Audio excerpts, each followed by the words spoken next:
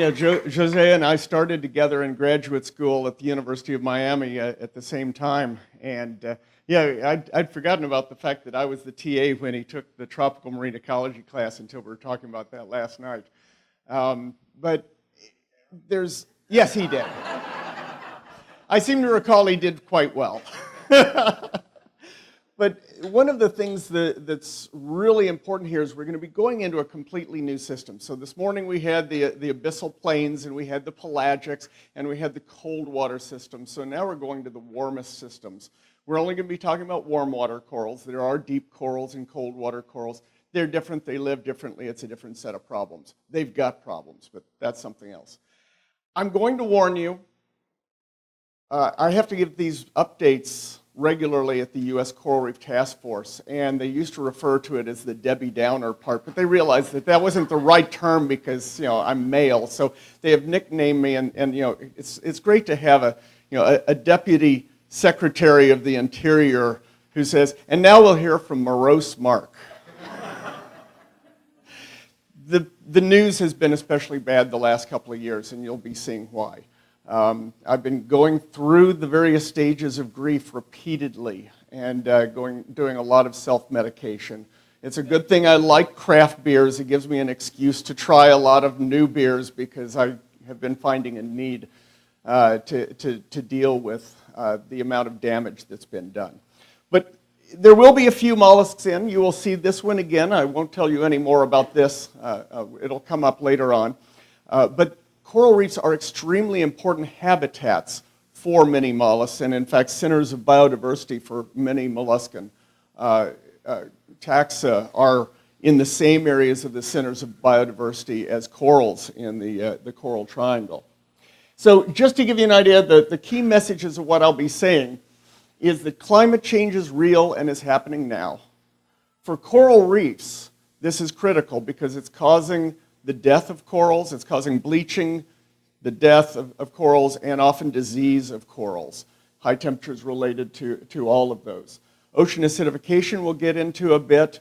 I won't spend as much time, it sometimes is a larger part of this talk, but the current bleaching event is so huge, I'm really going to focus on that. But acidification is important because what it does is it not only deals with how the corals grow, but it destroys the reefs themselves. So this is destroying the actual the structure of the community.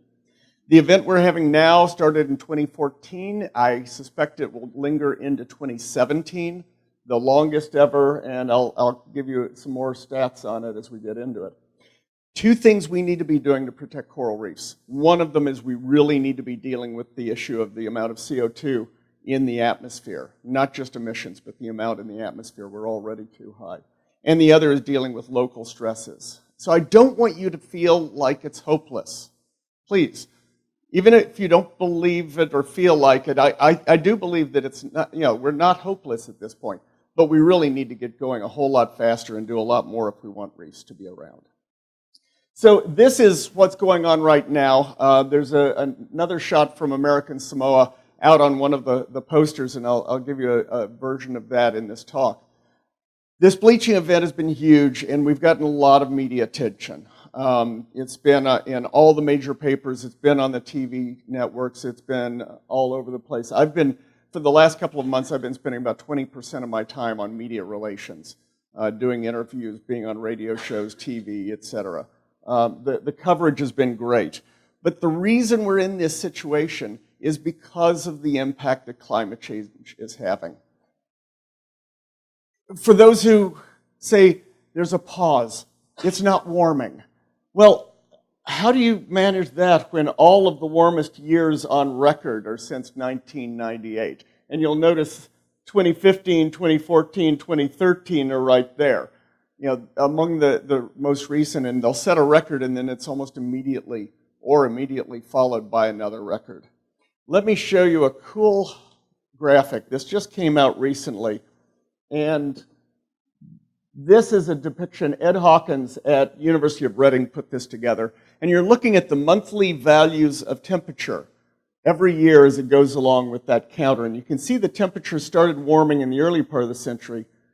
By the mid part of the century, we start getting a major increase. Now you can look where we are And you can see we really spiraled up and out from where we used to be. Every year successively since the mid part of the 20th century, getting warmer and warmer. And these are very important numbers. If you heard about what went on at the Paris meetings, the UN Framework Convention on Climate Change, the decision and the agreement that was bought into and agreed to by almost 200 nations and recently signed at the UN by over 170 nations, is that we're going to do everything we can to keep within a maximum of 2-degree warming and an aspirational goal in the long term of keeping us below 1.5-degree warming. That's in degrees Celsius relative to pre-industrial conditions. You can see from this, we're almost at 1.5 degrees already.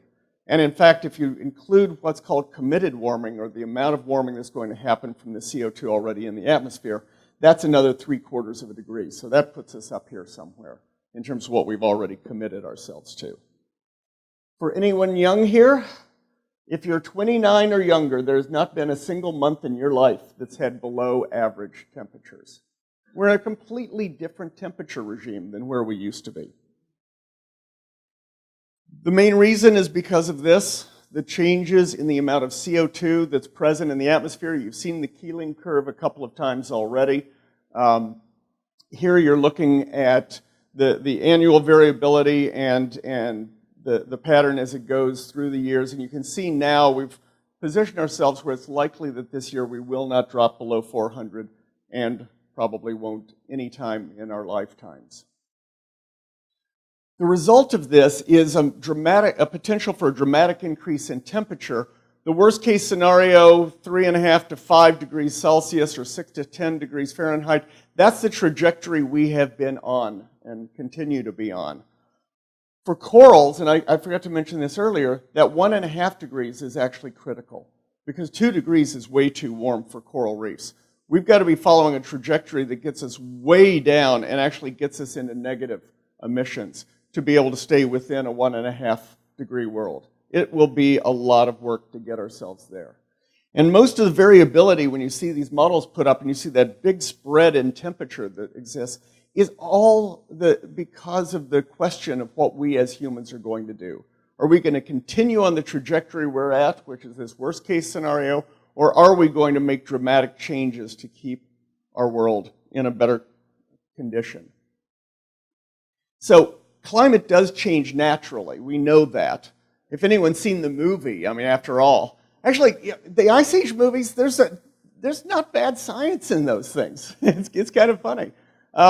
If you ever saw The Day the Earth, The Day After Tomorrow, yeah, much better science in Ice Age. But through the ice ages, we've seen changes, and we've seen CO2 rise and fall, and we've seen temperatures rise and fall within this envelope. Here's where we are now. Here's where we'll be by mid-century. Who knows where we're going to be depending on what we do as a society. But we're in a completely different environment than we used to be in. This is actually the short version, only going back 400,000 years.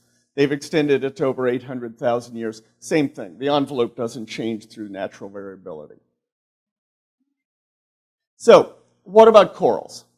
These are very valuable ecosystems. Going back to the discussion we had earlier on ecosystem services, NOAA's in the Department of Commerce, so they like to think in terms of economic things, up to $375 billion a year. The value for real estate is exceedingly high.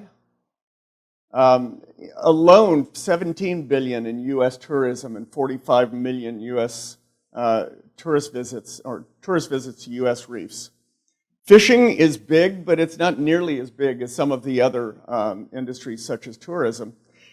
And somewhere between 500 million and 1 billion people rely on the fish and other protein sources on reefs for a major part of their food.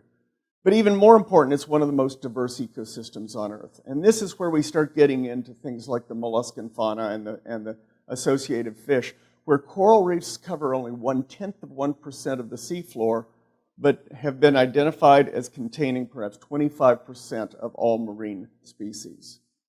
So hugely diverse and probably even more diverse than rainforests. So why do we care about this? It's because these are spectacular places. They're amazing habitats for a variety of kinds of marine life. Small organisms, big organisms, some molluscans, some echinoderms, some, just about every phylum and every type of animal on the planet can be found on reefs. That, by the way, is in the Pacific. That was a good lionfish. You have these spectacular structures, the branching corals, you have the big mounding corals. These are homes to small fish, they're homes to big fish, they're major fisheries I was talking about a moment ago. These really are places that deserve protection as much as any place, but they are very much imperiled. So the first thing as we get into what I really do with corals and dealing with coral bleaching, first we've got to understand what a coral is. So time for audience participation. Raise your hands if you think corals are animals. Raise your hands if you think corals are vegetables. Raise your hands if you think corals are minerals. Yeah. Yeah. George was back there like, yeah, I know this routine. I'm going to hold this up here. They really are amazing because you have these microscopic algae living inside the tissues of these corals. So inside the polyp, you've got these little algae, I'll refer to as zooxanthellae. And these structures then are able to build these huge reefs that you can see from space. But what this does is it also makes them very susceptible to damage when temperatures get too high. And this is a normally pigmented coral on the right, a different species right next to it that's severely bleached. This one on the right, you've got these symbiotic zooxanthellae in the tissues, like it should be. The one on the left has lost them. And bleaching can occur as a result of a large number of types of stress. But what we see if we're looking at large scales, large spatial scales, it's being driven by high temperatures along with the high light that you find naturally in those environments. And a breakdown in the symbiotic relationship, and I don't have time to get into the hows and wheres of how it works, but the algae begin to become toxic to their coral host, and the corals literally rip their guts out and eject them into the water column. That's a very stressful thing. It leaves the coral starving, it leaves them injured, and it leaves them more susceptible to disease. If it's a short-term event, the corals can grow their algae back, they can recover, and everything can be okay unless the diseases come in. But if it's a severe event, you can have direct mortality from this. Up close, here's an image from Panama of a partial bleaching of some branching coral. You can see that these polyps still have the zooxanthellae in the tissues. Here you can see the clear tentacles of those polyps. No zooxanthellae or too few to be able to see. What that can do is take a reef like this in Belize and go from a beautiful agaricid reef to a bleached agaricid reef to then all of that died and it became a rubble of sponges and filamentous algae and such that does not function in the way a coral reef does. So what I do is I run NOAA's Coral Reef Watch, and we use satellites to look at the sea surface temperatures that cause coral bleaching. And there's this whole suite of satellites, both the geostationary satellites or weather satellites that sit in place and look at one place all the time, and the polar orbiting satellites that go around and give you a picture of the entire globe, but they only pass over the same spot a couple of times a day. Now what we're doing, we used to only use the polar orbiters, we're now using a combination of the two, and it's giving us the ability to get to even higher resolution than we used to. We now are providing products at a 5-kilometer spatial resolution all over the world. So first we generate temperature data. From that, one of the things that's commonly done is to generate sea surface temperature anomalies, and I'll show a couple of pictures of anomalies. This is a scale that says how much warmer or colder is it than normal conditions for that time of year. But for reefs, we've developed some particular products that are coral specific. The hotspot takes a different sort of climatology. Instead of saying what is it like every month throughout the year, it says what is it like in the warmest part of the year. So what are the normal high temperatures these corals see? And it uses that as the point of comparison for determining when it's stressful. Our hotspots are daily values showing sort of a quasi-instantaneous, a daily measurement of how much warmer it is than the normal conditions during the warmest part of the year. So this is showing where you've got some stress right now. But what's important isn't what's going on now. I mean, everybody knows you can have a hot day, and okay, it's hot today, no big deal. But when it drones on and on and on, you feel pretty miserable. And if you don't have air conditioning, it can be hazardous to people's health. Same thing for the coral. The degree heating week product adds up those hot spots over a period of 12 weeks, so you get an accumulation of the amount of thermal stress per time, and it's done in a unit of degree Celsius weeks, or degree C weeks. And you see the scale for the hotspots going up to 20. We used to only go up to 16. We realized we needed to make the scale higher. We've now realized 20 wasn't high enough, unfortunately. Then the next one is the bleaching alert area. You'll see a lot of these images because this is a simpler one that we use. We developed it for managers who are saying, do I look at the hotspots? Do I look at the degree heating weeks? We said, okay, we can make this easier. And what this breaks it down into, if we go back to here, at 4 degree weeks is where you see significant coral bleaching. At 8 degree weeks is when you see widespread bleaching and you get the onset of mortality. So what we have is no stress, the blue. So when you start seeing these pictures in the future, the blue is normal. That's healthy. That's what you want to see. The yellow is bleaching watch. It means you've reached that maximum monthly mean, or the average warmest month of the year. Bleaching warming means you've gotten to 1 degree above that, and so you're getting into stressful conditions for the corals. Alert level 1 is that 4 degree weeks where there's significant bleaching. Alert level 2 is severe bleaching and starting to get mortality. So let's talk about what's been going on for the last few years.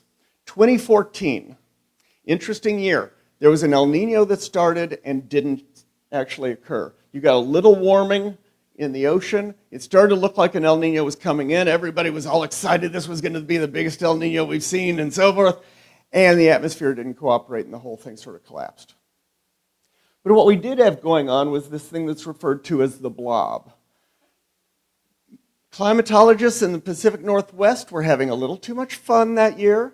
They not only named that the blob, but it was the result of a combination of the ocean and atmosphere, and the atmosphere was in a stable pattern, and so this was caused by something called the ridiculously resilient ridge, which led to droughts in California and things like that, and led to the blob. But you've got all this warming that was happening in the Pacific Northwest, and this also has been related to a number of starfish diseases and disease outbreaks in the Pacific Northwest. So we'll start seeing how these things come into play as we got into the first part of this bleaching event. Started in Guam. 2013, they had had severe bleaching in Guam and the Northern Marianas Islands. And just as they're getting ready to start their cruises in June, July to go out to the Northern Mariana Islands and see how bad it was, they got hit by an even bigger bleaching event. And this one started in June, July. It continued all the way to October. What you're looking at, remember the stress? Blue is normal. Yeah, we don't see that there. All of this area around Guam and Saipan and the islands in between is at least at alert level 1, and there's spots of alert level 2. Up there to the north, what you're seeing, yeah, that's the sign of what was going on in the northern part of the Marianas Archipelago. And there we were looking at very stressful conditions and the worst bleaching that they've ever seen in those northern islands. So just as they were going out to see how much the coral had recovered from the previous year, there was an even worse bleaching event going on. Well, as the year went on, we had this warming that was going on off the Pacific Northwest related to the blob. It started connecting to this pattern that we had from Guam, and it came in and started heating the northwestern Hawaiian Islands out in the Papahanaumokuakea Marine National Monument, the remote islands that people normally don't get a chance to go to. It also affected the main Hawaiian Islands, and I'll get to that a bit more in a second.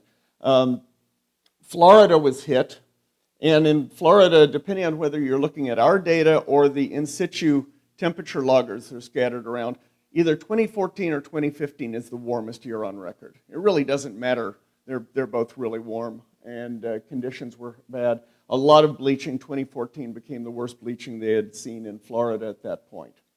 Hawaii, as I say, had bleaching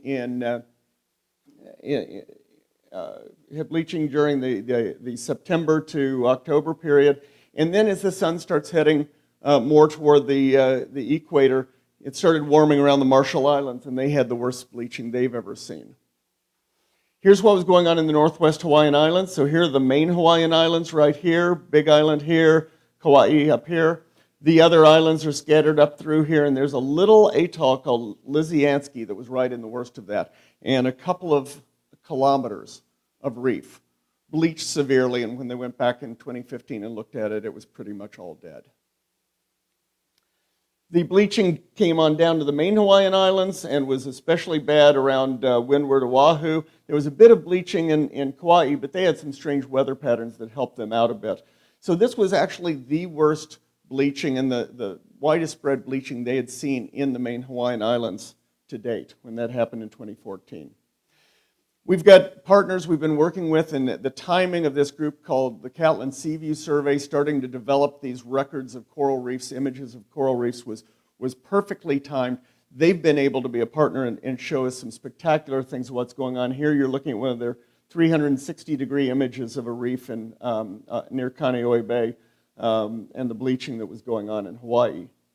Florida, I mentioned earlier the amount of bleaching that was going on in both the Florida Keys and in southeast Florida and in the Marshall Islands. Severe bleaching going on there. So bad, here's an example where that is this patch where you could stand on the shore and look down and see these large masses of bleached corals. So that was 2014. The El Nino never formed. So we were hoping things were going to calm back down. They didn't. 2015 was an extremely warm year. There actually was one year that was a little warmer than this in February, but in recent years, none of them had been. And once you got to, in January, once you got to February, the year-to-date was the warmest ever, and by a long shot was as we went across the entire year. By the way, the entire line for 2016, which isn't very long, is currently above that one. So 2015 starts up. We've got the sun closest to the southern hemisphere. We start seeing major bleaching in the Samoas, in Fiji, and Papua New Guinea, and the Solomon Islands. Here's some pictures from Fiji. Wasn't too bad in 2015, but they had significant bleaching. American Samoa, though, was severe. This is a beautiful reef that used to be off of the airport on the island of Tutuila near Pongo Pongo. It was a gorgeous place. Everybody went out and did stuff at Airport Reef because it was just this gorgeous expanse of branching corals. That was December of 2014. This is February of 2015. The whole thing bleached. Unfortunately, that's not the end of the story. This is August. Whole thing dead. Absolutely astounding, the amount of mortality. Fortunately, other parts of American Samoa not hit so badly, but the southern coast of Tutuila was really hard hit. This bleaching continued to move then into the Indian Ocean. We started seeing this pattern that we see in El Nino years of the central and South Pacific across into the Indian Ocean, where we started seeing bleaching in the Chagos, or the British Indian Ocean Territory. In the Maldives, some reports started coming in from the southern Red Sea. And then in the second half of the year, the El Nino we're in now started going strong. It started warming up, and we'll come back to what happens in Kiribati, but this started in about May of 2015. Started heating up the waters around Kiribati and stayed there. As the year went on, look what happened in Hawaii. They thought 2014 was bad, 2015 was much worse. Again, the Caribbean. We'll start marching through some of this. In the Caribbean, we had widespread bleaching this time, not just in Florida. So at this point, we've got a full bleaching event going on in the Caribbean. We had a lot of reports from Cuba, the Bahamas, Turks and Caicos. Not so bad farther down, and started getting a little bit in the northern islands of the Lesser Antilles, a bit over in the Caymans and along the Mesoamerican coast. This is one of these nurseries down in the Florida Keys. You're looking at bleached corals, branches in the nursery. 2014, they had major losses of corals in those nurseries. 2015, not quite so bad. Main Hawaiian Islands, much worse than the previous year. This time the warming was centered from the south, not the north. It got the Big Island and it got Maui Nui severely. Here's some images. This is a big coral referred to as Big Mama at the Olawalu Reef in Maui. I was there before the bleaching event. That coral is now at least 95% dead. The reef, the bleaching that's been going on throughout the Big Island and Maui were both severe.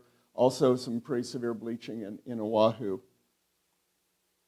So 2015, we now have full-fledged bleaching throughout much of the Caribbean, much of the Indian Ocean. Of course, the Pacific's been going for over a year at this point. So we've now got a global bleaching event, and we declared in November that in fact, or in October, that this was now a full global bleaching event. The second well-documented one, third well-documented global bleaching event in history. So now we get to this year. The 2015-2016 El Nino is in full swing. Kiribati is continuing to run hot.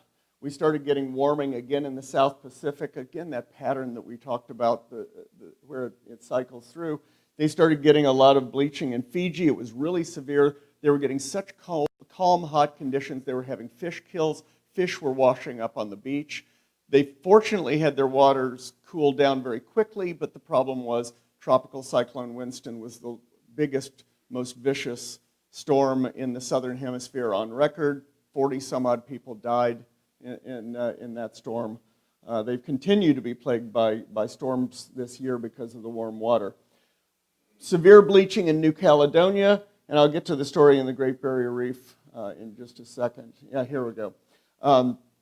Great Barrier Reef, you've seen the stories in the news. The entire Great Barrier Reef had some degree of bleaching, the worst up here in the north, the least as you got down to the south. Although there were some areas down at Heron Island where there was a good bit of bleaching early on.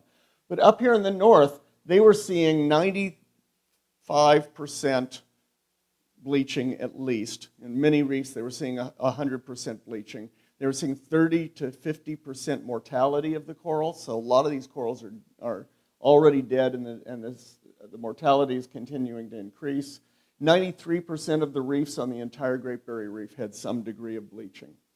To give you an idea of what this looks like, another shot from the Catlin Seaview survey of the extent of the bleaching going on. And it wasn't just the corals that were being affected. There were other things being hit.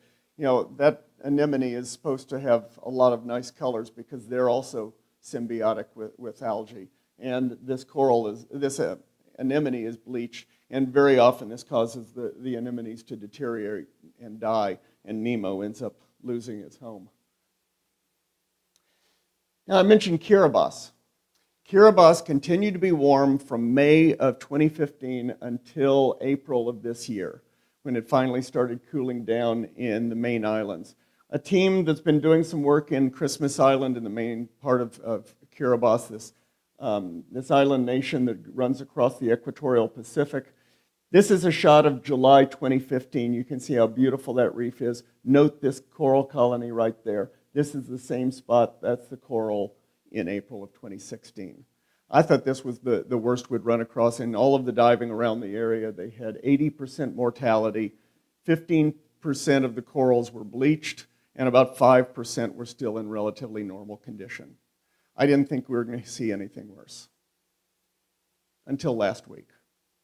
In the last week, a NOAA cruise to the island of Jarvis, which is an American-held island out in that Line Island group here, went out and visited. Now, let me show you something from our products. We also do these time series, and this is the time series of the Northern Line Islands, so where Christmas Island and Jarvis are.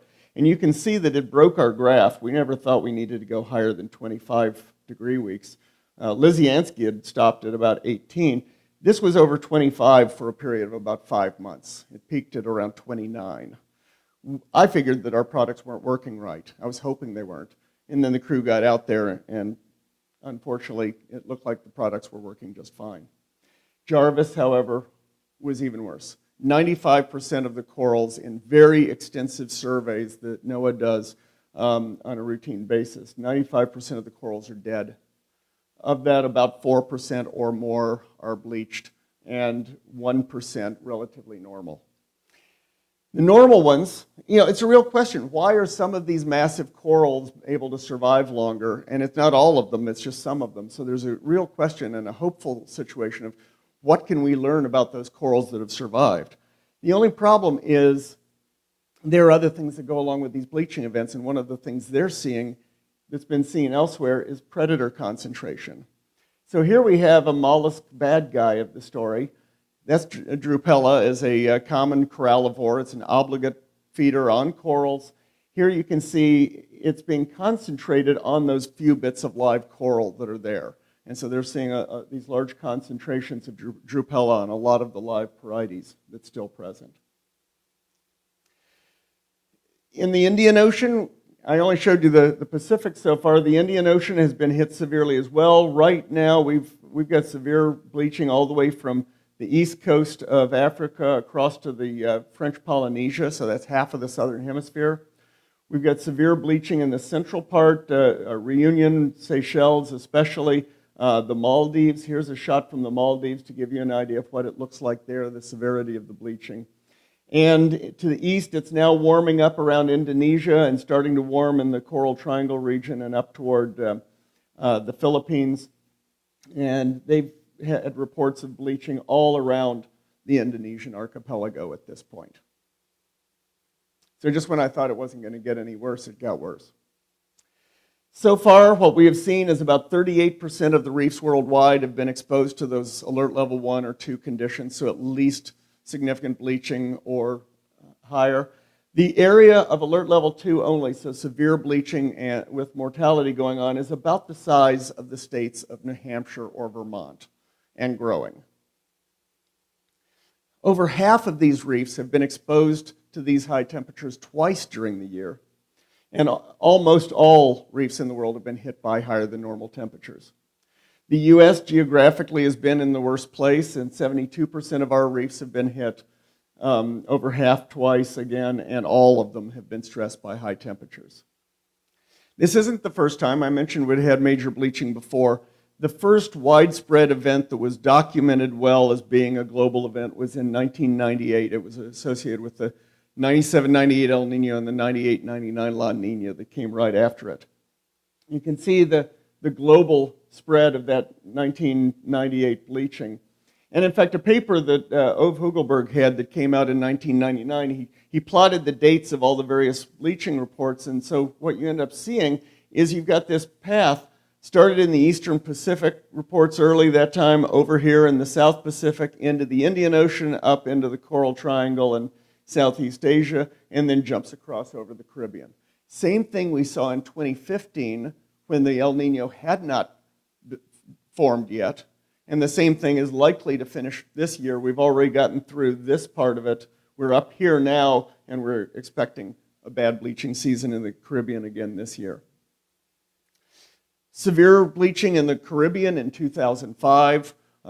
Places like the Virgin Islands National Park, 90% bleached, 60% dead, and most people never even heard about this, despite the fact that we lost 60% of the living resource in one of our national parks.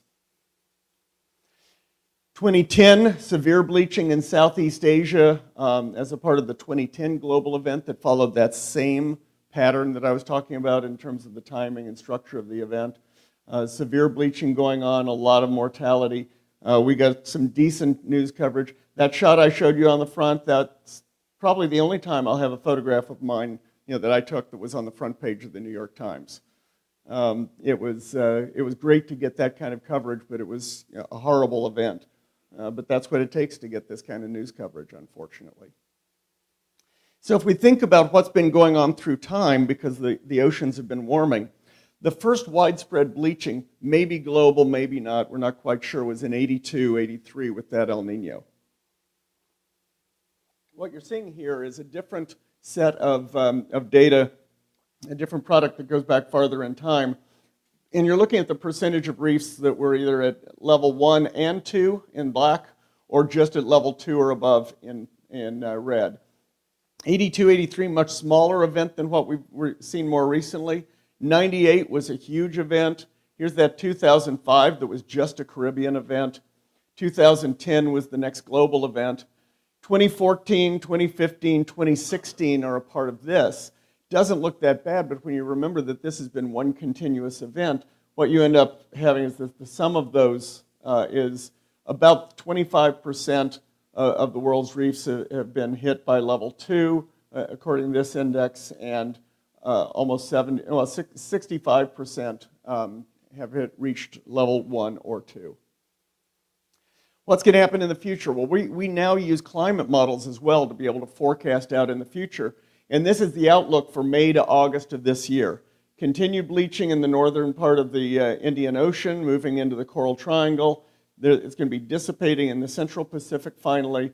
And you're starting to see warming in the Caribbean. In fact, anyone who's been out to the beach, you know the water is much warmer than normal already right here. Normally, we only go out 4 months with this, but with the big El Nino and the La Nina that's forming behind, we're able to go out farther. One of the important things you'll pick up here also is this western pattern is a part of the La Nina that is now forming on the back of this El Nino. And we may be seeing bleaching in the Marshall Islands, in Micronesia, Palau, and up into Guam and the Marianas. Here you can see more of that as it occurs later in the year. And as I said, we're expecting severe bleaching in the Caribbean this year. So in all, currently the outlook through August looks like we may be seeing about 60% of the globe hit during this event, much more than what we've seen now. The other statistics are fairly similar.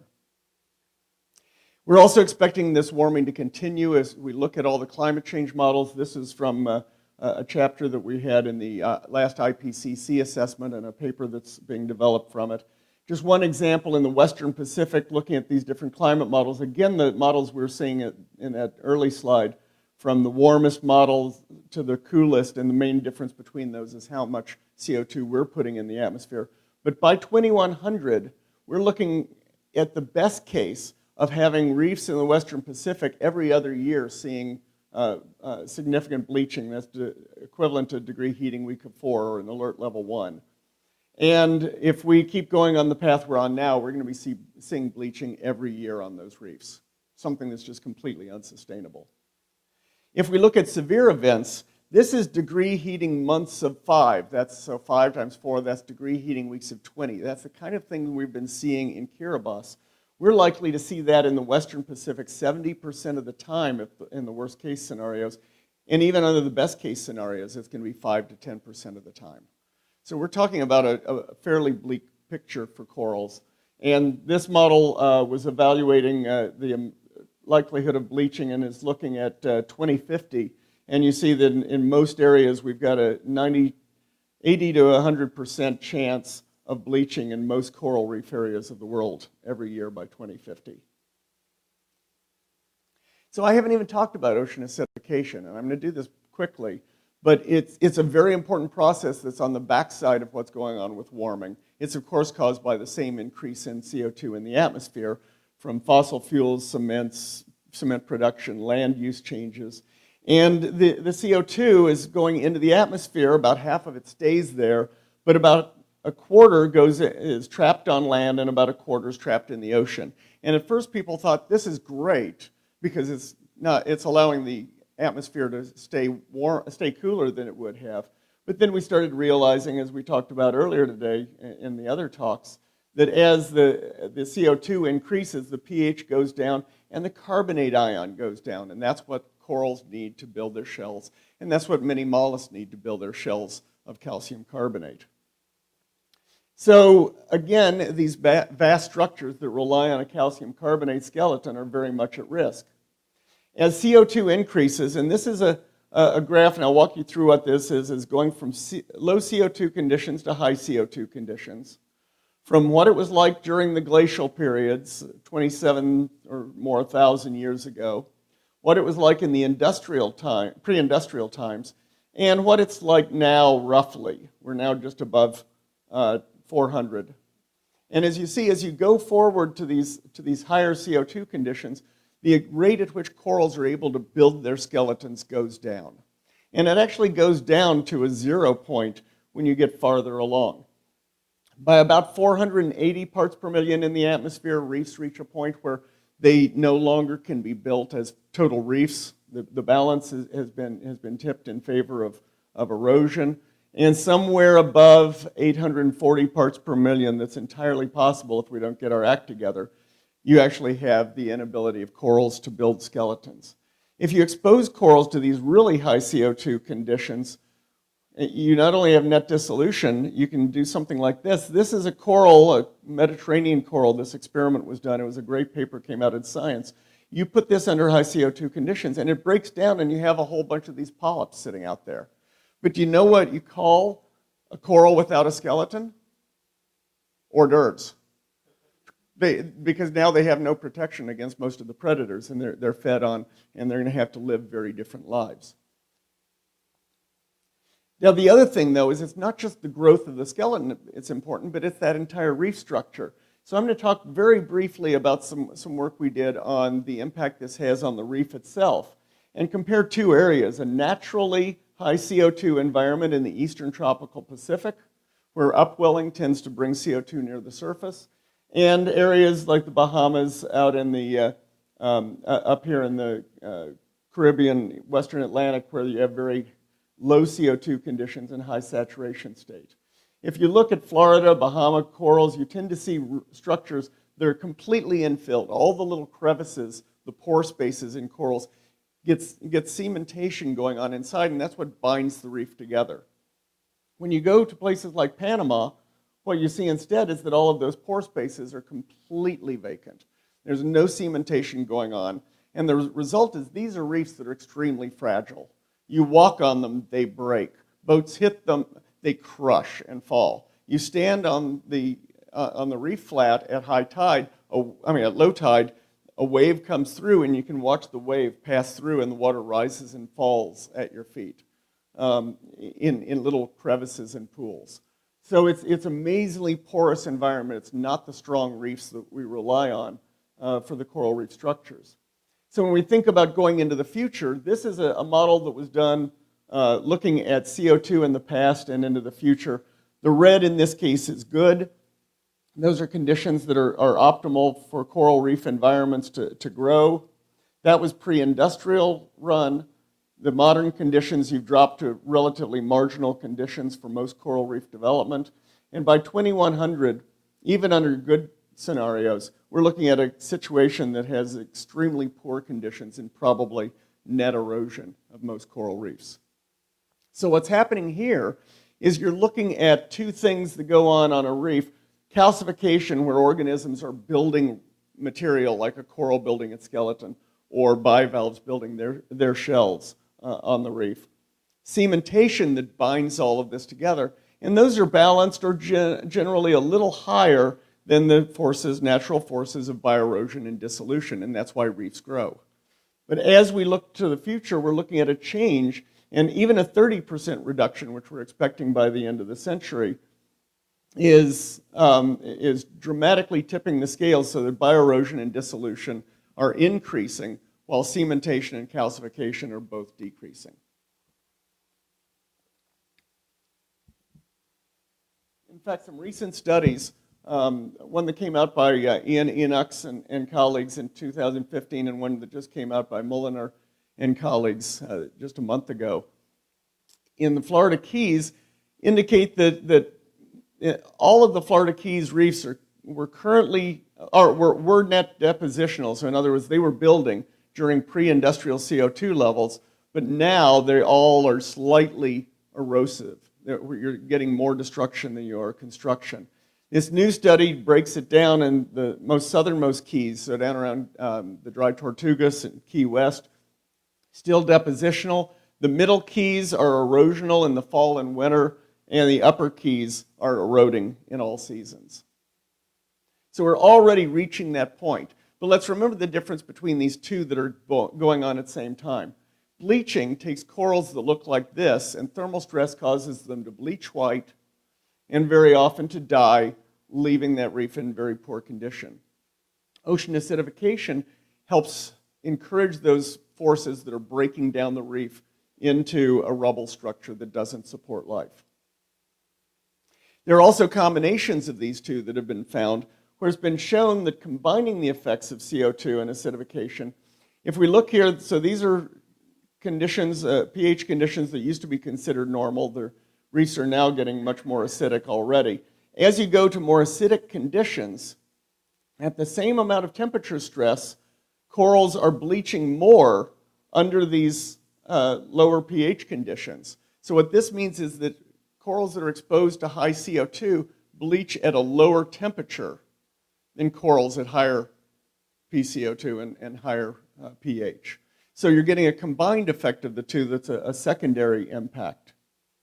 And when you run experiments looking at the combined effects of the two, this is a mesocosm experiment. You're looking at the left half and the right half of the same tank experiment over time. This is what the reef started out looking like, and this is what it looked like after a matter of months at 4.5 degree warming and 1,000 part per million CO2.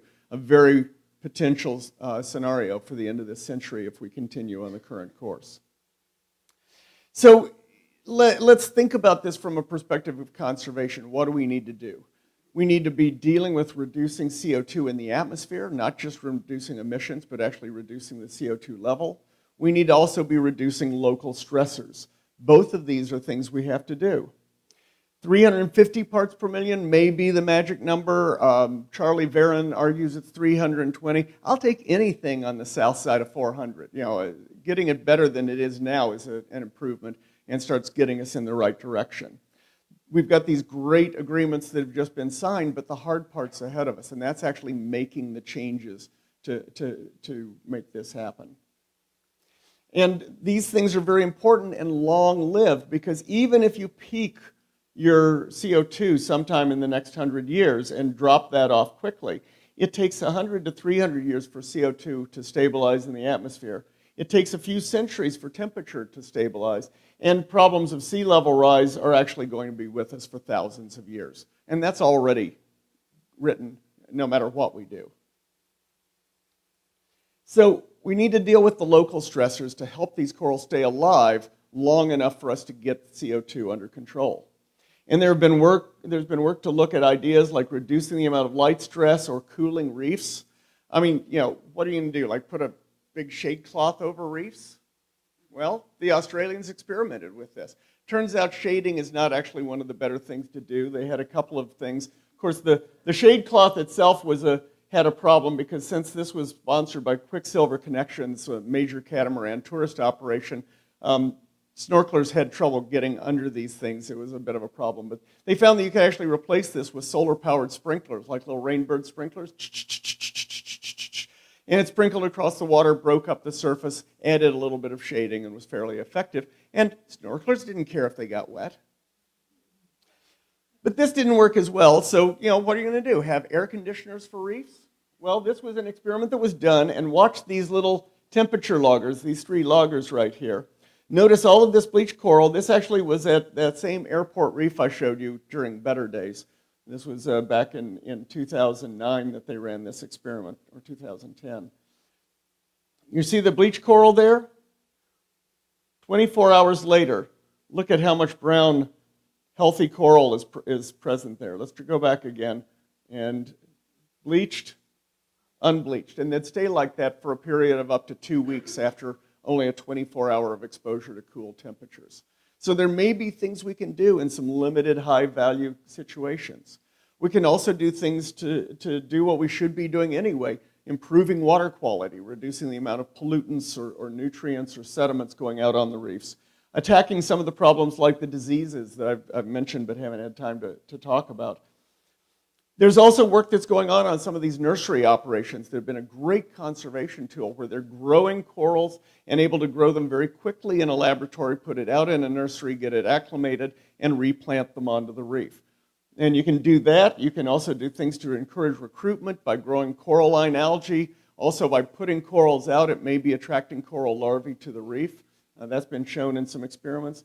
And doing things like protecting your reefs from algal overgrowth by making sure that you have plenty of herbivores. Your parrotfish, your surgeonfish, all of those little lawnmowers of the reef are out there keeping the reef clean while it has a chance to recover. And planning for climate change, looking at where we expect there to be more bleaching going on, and protecting areas that are best protected and best naturally protected in a number of ways. We were talking a bit yesterday about the IUCN Red List process. There is a Red List or an IUCN working group on corals. They had a paper that came out in 2008, and it identified that about a third of the reef-building corals faced extinction, were in those threatened to endangered categories. This was 1/3 were critically endangered, or vulnerable. And that actually led to a petition. You know, you're usually used to thinking about the Fish and Wildlife Service as being the folks who deal with endangered species, but for marine species, it's NOAA. So the Center for Biological Diversity petitioned NOAA to list 83 species of corals under the Endangered Species Act. One was thrown out quickly. I was a part of the federal review team that had to review them. We now only had to deal with 82 species simultaneously. These were Pacific and Atlantic, so we're dealing with basically the entire world. It's supposed to be done, and you're supposed to have a decision in a year. 82 species? Yeah, right. It took us 18 months just to get this document pulled together, which was the status of the corals, and the process continued well after that. Just like was found for the mollusks, do some of these things sound familiar? In most cases, data was severely lacking. Population values, abundance data just didn't exist. Trend data were almost non-existent. There were a lot of problems with what we could do, but of course we had to do the best we could. We identified a whole suite of different threats, but interestingly enough, the top threats to corals we identified at that time, and this came out in 2011, so this is a few years old at this point, were ocean warming, disease, and ocean acidification. And the big ones because these have the greatest extent globally. We went through and we evaluated all of those corals. You can't read this, but you're just seeing a tendency from the corals that are the least likely to go extinct down here to the ones that are the most likely up here, that continuum. A process was put together to do this a little bit differently and make an evaluation. And NOAA decided to list, now there were 20 corals that were proposed to be added for listing as threatened species. The two at the top were already listed at that point. These are all found in U.S. waters. And while there was some evidence that some might have been better to be listed as endangered, they were all listed as threatened. A separate process came in parallel that we weren't involved in that considered 5 species, and 3 of those ended up on the endangered species list. I don't know. I'm not going to say any politics were involved, but the fact that those are all found completely outside of U.S. waters and these are found in U.S. waters may not have had anything to do with the decision. But there are a number of species that are being protected under the U.S. Endangered Species Act at this point. But can this really make a difference? And this is where I like to come in and say, you know, there really is some sign of hope because we've seen cases where recovery has worked after these really big bleaching events. This paper by Gilmore and colleagues, great work on Scott Reef, which is a remote reef off the coast of Western Australia. It's about 600 kilometers from shore. It's 1,000 kilometers from the nearest town. So this is about as remote and therefore the most protected because nobody's out there. They saw a major drop in coral cover after the bleaching in '98. The event came in, the coral cover dropped like a rock, but because this is a completely natural environment, the herbivorous fish were able to explode. They were able to start grazing on the algae that was coming in. They were able to keep the algae mowed down, keep a lot of open space available, and they started to see some improvement. In fact, what happened was after that initial drop in coral, we started seeing an increase in recruitment, and then all of a sudden a major upswing in recruitment of new sexual planulae coming onto the reef to bring back corals. Rapid growth, these were mostly the fast-growing species, came back, and so you've got something that went from about 50% coral cover down to 10% coral cover, and over the course of less than 15 years, they're up to over 40% cover. And this is where I usually am very hopeful. Unfortunately, last month, the bleaching event that's going on now hit Scott Reef heavily. They've got severe bleaching there and tremendous amount of mortality kicking in again. The thing you have to remember is you may be able to bounce back with those rapidly growing corals, but in 15 years you can't grow back a 30, 50, 100, 500-year-old coral. It just doesn't happen. So you've got an environment that's been dramatically changed, and we're now hitting them more and more with these bleaching events. So back to the key points that I made earlier, this is a major event that's going on. The climate change drivers, as well as the El Nino, are huge factors in what's going on right now. It is now the worst bleaching event we've ever seen. Don't spread that around. We won't be officially announcing that until next month. It looks like it from what we have so far. We're waiting for next month's temperature data to come in.